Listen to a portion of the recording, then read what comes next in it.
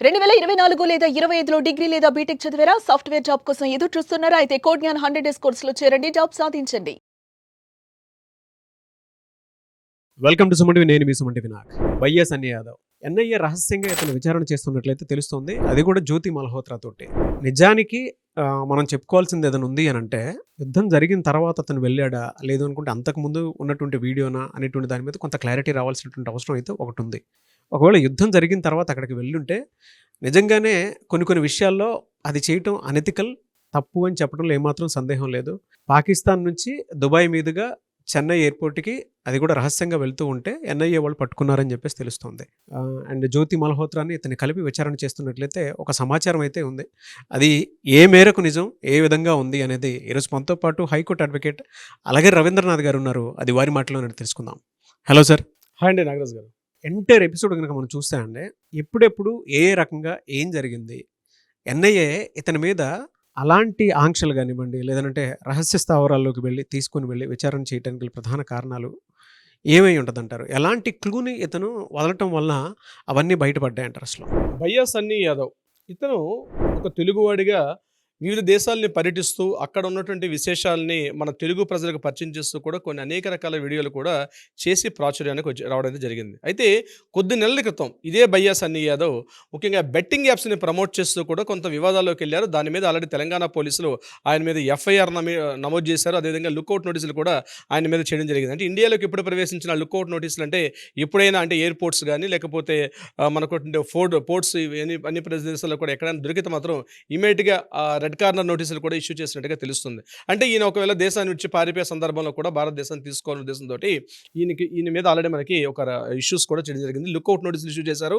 At the same time red corner నోటీసులు కూడా YS అన్ని యాదవ్ మీద ఇష్యూ చేయడం ఇదొక పార్ట్.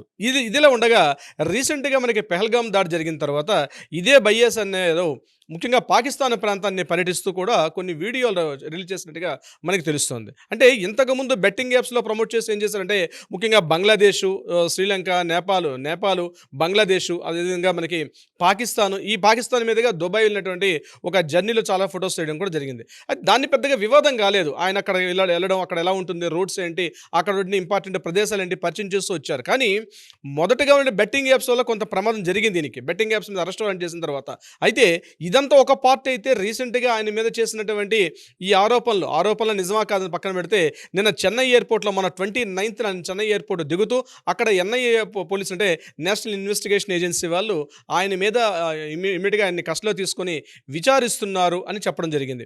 దీని మీద వాళ్ళ ఫాదర్ ఒక టీవీ ఇంటర్వ్యూలో కూడా మాట్లాడుతూ మా వాడిని అక్కడ చెన్నై ఎయిర్పోర్ట్లో అరెస్ట్ చేయలేదు, ఆల్రెడీ చెన్నైలో ఉంటుండగా కొంతమంది పోలీసులు మాట్లాడడం జరిగింది. కానీ అంతేగాని అతనికి చెన్నై ఎయిర్పోర్ట్లో అరెస్ట్ చేయలేదు అని చెప్పి కూడా ఆయన కొన్ని వీడియోలో మాట్లాడడం వాళ్ళ ఫాదర్ కూడా మనం చూసాం.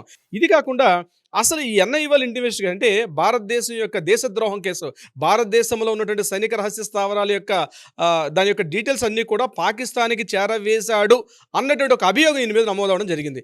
ఇది కరెక్టా కాదా అన్న విషయాన్ని మనం కాస్త లోపలికి వెళ్ళి విచారిస్తే ఆయన రిలీజ్ చేసిన వీడియోస్ను కానీ మనం చూసినట్టయితే ఇది నిజమా అబద్ధం అని ఎన్ఐఏ పోలీసులు కన్ఫర్మేషన్ చేస్తారు. కానీ వాళ్ళకి బలం చేకూర్చిన కొన్ని వీడియోస్ అయితే బయటకు రావడం జరిగింది. ముఖ్యంగా 2024 October 9th and October 10th ఆ ప్రాంతంలో ఈ 2 రోజులు కూడా ఆయన ఇస్లామాబాద్లో ఆయన పర్యటించినట్టుగా కొన్ని వీడియోస్ రిలీజ్ చేశారు. అయితే ఇస్లామాబాద్లో పర్యటించారు కదా, దానిలో పెద్ద తప్పే ఉంది. ఎగ్జాక్ట్లీ ఇక్కడే ప్రాబ్లం స్టార్ట్ అవుతుంది. అదే సమయంలో జాకీర్ నాయక్ అనేటువంటి ఒక ప్రొఫెసరు ఆయన అక్కడ పార్టిసిపేట్ చేయడం, జాకీర్ నాయక్ చేస్తున్నటువంటి కొన్ని ఉపన్యాసాల్లో ఈయన కూడా ఒకే వేదికని పంచుకుంటూ అక్కడ ఉన్నటువంటి వీడియోస్ మనకు బయటకు వచ్చాయి. ఈ జాకీర్ నాయక్ మీద ఉన్నటువంటి ప్రాబ్లం ఏంటంటే ఈయన ఒక భయంకర ఇంటర్నేషనల్ ఉగ్రవాదిగా ఈయనకి ఆల్రెడీ మనకి ఒక ముద్ర వేశారు మన ఎన్ఐఏ వేలు. అంటే ఎందుకు ఈయన యాక్చువల్గా basically he's an Indian, he's not an outskirts. అంటే భారతదేశం బయట దేశం వాడు కాదైనా భారతదేశంలో పుట్టి ముఖ్యంగా మహారాష్ట్ర ముంబై దగ్గర పుట్టి కొంత ఇస్లామిక్ భావజాలానికి బాగా ఇన్ఫ్లుయెన్స్ అయ్యి ఇస్లామిక్ రీసెర్చ్ ఫౌండేషన్ అన్నటువంటి ఒక సంస్థని ఏర్పాటు చేసి అదేవిధంగా పీస్ టీవీ అనేటువంటి ఒక శాటిలైట్ ఛానల్ కూడా ఏర్పాటు చేసి దాని ద్వారా ప్రపంచవ్యాప్తంగా ఉన్నటువంటి ఇస్లాం యొక్క దానికి సంబంధించిన ఇస్లాం మత సిద్ధాంతాలు కూడా ఆయన ఎక్స్ప్లెయిన్ చేసుకున్నారు. ఇస్లాం మత సిద్ధాంతాలని ప్రచారం చేసుకోవడం పెద్ద ప్రాబ్లం లేదు, కానీ ప్రాబ్లం వల్ల ఎక్కడ వచ్చిందంటే ఈ ప్రపంచంలో ఓన్లీ ఇస్లాం మతమే ఉండాలని చెప్పి యువకుల్ని బాగా ప్రేరేపితం చేస్తూ యువకుల్లో నుండి భావజాలను పూర్తిగా ఒక మత విద్వేషాన్ని రెచ్చగొట్టే విధంగా ప్రసంగాల మీద భారతదేశంలో ఈయన మీద పూర్తిగా బ్యాన్ చేశారు. ఈయన కనిపిస్తే ఇమ్మీడియట్గా అరెస్ట్ చేయమంటే ఆయన ఇక్కడి నుంచి మలేషియా పారిపోయారు జాకీర్ నాయక్. ఈరోజు శ్రీలంక, ఇండియా కొన్ని దేశాల్లో ఈయన మీద పూర్తిగా కనిపిస్తే కాల్చివేసినటువంటి ఆర్డర్స్ కూడా ఉన్నాయి జాకీర్ నాయక్ మీద. ఇటువంటి జాకీర్ నాయక్ మలేషియాలో దాక్కుంటే చాలా సందర్భాల్లో మలేషియా పోలీసులకు కూడా మన వాళ్ళు రిక్వెషన్ పెట్టుకుని అతను మాకు అప్పగించమని చెప్పి, అయితే అక్కడ మలేషియా పోలీసులు చెప్పింది ఏంటంటే ఇతను ఇండియాలో పెద్దగా ఇప్పుడేం చేయట్లేదు కదా, సో ఇండియాలో అతను లేడు కదా, అదేవిధంగా ఇస్లాం మత వ్యాప్తికి సంబంధించి ఆయన రీసెంట్గా ఎటువంటి ఏమీ చేయట్లేదని చెప్పి ఎప్పటికప్పుడు మలేషియా తప్పించుకుంటుంది. గడచిన 4-5 సంవత్సరాలుగా జాకీర్ నాయక్ మీద ఈ యొక్క ఆర్డర్స్ కూడా ఉన్నాయి. అయితే అటువంటి వివాదాస్పదమైన వ్యక్తి జాకీర్ నాయక్ ఇతను మలేషియా నుంచి last October 9th, 9th, 10th ఈ 2 డేట్స్లో కూడా పాకిస్తాన్ ఇస్లామాబాద్లో ఆయన కొన్ని కార్యక్రమాలు ఏర్పాటు చేసినప్పుడు ఆ కార్యక్రమంలో ఇతను అక్కడ పార్టిసిపేట్ చేసినటువంటి కొన్ని వీడియోస్ కూడా మనకి లభించాయి. అదే సేమ్ వేదిక మీద జాకీర్ నాయక్తో పాటు అట్ ద సేమ్ టైం అక్కడ బయ్యా సన్నీ యాదవ్ కూడా మాట్లాడుతున్నట్టు కొన్ని వీడియో ఫుటేజ్ కూడా మన బయటకు వచ్చాయి. అదొక్కటే కాకుండా ఆయన రిలీజ్ చేసిన వీడియోస్లో మరొక విషయం కూడా బయటకు వచ్చింది. మెయిన్ ఏంటంటే ఆయన మనకి చెప్పిన వీడియోస్లో నేను ఇంతకు ముందు ఒకసారి పాకిస్తాన్ వెళ్ళడానికి ప్రయత్నించాను, కానీ కొన్ని ప్రాబ్లమ్స్ వల్ల నన్ను పాకిస్తాన్ లోపలికి అలౌ చేయలేదు, కానీ ఒక మహిళ యొక్క ఇన్స్పిరేషన్ వల్ల ఒక మహిళ నాకు సపోర్ట్ చేస్తుంది, నేను ఆ మహిళ సపోర్ట్ వల్ల ఈరోజు నేను పాకిస్తాన్లో వెళ్ళాను, కేవలం ఒకేసారి వెళ్ళానని చెప్పి ఆయన యూట్యూబ్లో చెప్పిన మాటలు బట్టి తెలుస్తుంది. కానీ రీసెంట్గా ఆయన అక్కడ ఉన్నటువంటి ఆనవాళ్ళు అక్కడ ఉన్నటువంటి ఇన్ఫర్మేషన్ కానీ ఇన్వెస్టిగేషన్ చేసినప్పుడు ఈయన బయ్యా సన్నీ యాదవ్ కేవలం ఒక్కసారి వెళ్ళలేదు, ఇప్పటివరకు టోటల్గా పాకిస్తాన్కి 4 times వెళ్ళినట్టుగా ఇస్లామాబాద్, కరాచీ, పెషావర్ ఈ ప్రాంతాల్లో ఆయన పర్యటించి ఆయనకి షెల్టర్స్ అంతా కూడా ఎవరెవరు ఏర్పాటు చేశారు ఈయన వెళ్ళినట్టుగా ఆనవాళ్ళు తెలుస్తున్నాయి. ఈరోజు ఎన్ఐఏ ఉంది. అయితే ఈరోజు ఆయన తీసుకొని ఆయన చేస్తున్న ఇన్వెస్టిగేషన్ అంటే ఎవరెవరు దీనిలో పార్టిసిపేట్ చేశారు, ఒక మహిళ నాకు సపోర్ట్ చేసింది అని ఆయన ఒక వీడియోలో చెప్పడం జరిగింది. ఆ మహిళ జ్యోతి మల్హోత్రా అనుకోవచ్చు. ఆ మహిళ జ్యోతి మల్హోత్రా కాదా, అవునా? ఎందుకంటే జ్యోతి మల్హోత్రా ఆల్రెడీ హర్యానా పోలీసుల మీద గట్టిగా వారెంట్ ఉంది, ఆల్రెడీ ఎన్ఐఏ పోలీసులు ఆమె అరెస్ట్ చేసి ఇన్వెస్టిగేషన్ చేస్తున్నారు. సో లింకులు అనేవి తెలుస్తున్నాయి. ప్రత్యేకంగా పెహల్గాం దాడి జరిగిన తర్వాత ఎందుకు వెళ్లాల్సి వచ్చింది పాకిస్తాను, ఇది పూర్తిగా పాకిస్తాన్ చేసినటువంటి కుట్ర అని మనకు బయటపడింది. దాని మీద మన ఆపరేషన్ సింధూర్ అన్నటువంటి కార్యక్రమాన్ని కూడా ఎక్సలెంట్గా చేసుకున్నాం. ఈరోజు పాకిస్తాన్ ప్రపంచ దేశాల ముందు కూడా ఈరోజు పాకిస్తాన్ మోకాల మీద నిలబడే పరిస్థితిని తీసుకొచ్చింది మన భారతదేశ ప్రభుత్వం, మన సైనిక వీర కిషోరాలు. ఇటువంటి సందర్భంలో మన దేశంలో ఉన్నటువంటి యూత్ని ఉగ్రవాద దాడులకు ప్రేరేపితంగా అంటే మత మౌఢ్యాన్ని పెంచే విధంగా అనేక రకాల కార్యకలాపాల్లో పార్టిసిపేట్ చేసినట్టుగా బయ్యా సన్నీ యాదవ్ పార్టిసిపేట్ చేశారని చెప్పడానికి మనకి తెలిసిన ఇన్ఫర్మేషన్ ప్రకారం ఈ 3-4 ఆధారాలు దొరికినప్పుడు కూడా ఇంతకన్నా బలమైన కారణాలు ఉండొచ్చు అని చెప్పి అనుమానాలు కూడా ఉన్నాయి బయ్యా సన్నీ యాదవ్ మీద. అంటే డబ్బు ఆశ నాగరాజు గారు, అంటే డబ్బు సంపాదించాలంటే అనేక రకాల మార్గాలు ఉన్నాయి. ఆయన ఒక సక్సెస్ఫుల్ యూట్యూబర్గా అనేక రకాలుగా ఆయన ఇన్కమ్ని పెంచుకున్నారు. కానీ ఇంకా అది సరిపోక ఏ యొక్క టెర్రరిస్ట్ గ్రూపులతో ఆయన కలిశాడా, ఆ టెర్రరిస్ట్ గ్రూపులతో కలిసి భారతదేశం రీసెంట్గా మనం చూసాం విజయనగరంలో కావచ్చు, హైదరాబాద్లో సమీరు, విజయనగరంలో రియాజ్, వీళ్ళందరూ చేసినటువంటి అక్కడ కొన్ని ఉగ్రవాద కార్యకలాపాలు, కొన్ని బాంబ్లాస్టులు చేయడం కూడా ప్రయత్నం చేశారు. అందులో ఎన్ఐఏ వాళ్ళు చాలా అద్భుతంగా వాటిని చాకచక్యంగా అది జరగకుండానే ముందే దాన్ని కట్టడి చేశారు. అంటే బయ్యా సన్నీ యాదవ్ వీటి వెనక ఏమన్నా ఉన్నారు. ఎందుకంటే జాకీర్ నాయక్ కనిపిస్తున్నాడు, జాకీర్ నాయక్తో పాటు బయ్యా సన్నీ యాదవ్ కూడా ఒకే వేదిక పంచుకుని మాట్లాడుతుండన్నది ఇంకా అనేక రకాల అనుమానాలు తావిస్తుంది. అంటే కేవలం మనకు తెలిసిన ఇన్ఫర్మేషన్ ఇంకా ఏమైనా ఉందా, ఎన్ఐఏ వాళ్ళు చేస్తున్న ఇన్వెస్టిగేషన్ బహుశా ఇదే అని చాలా వరకు డౌట్. ఆయన ఎక్కడున్నారు, ఏం చేస్తుందని చెప్పి ఆల్రెడీ హైకోర్టులో కూడా ఆయన మీద హెబియస్ కార్పస్ రిట్ పిటిషన్ వేశారు. ఎక్కడున్నా సరే ఇమ్మీడియట్గా కోర్టు ముందు ప్రవేశపెట్టమని చెప్పి వాళ్ళ పేరెంట్స్ హెబియస్ కార్పస్ ఫైల్ చేయడం కూడా జరిగింది, హైకోర్టులో చేశారు.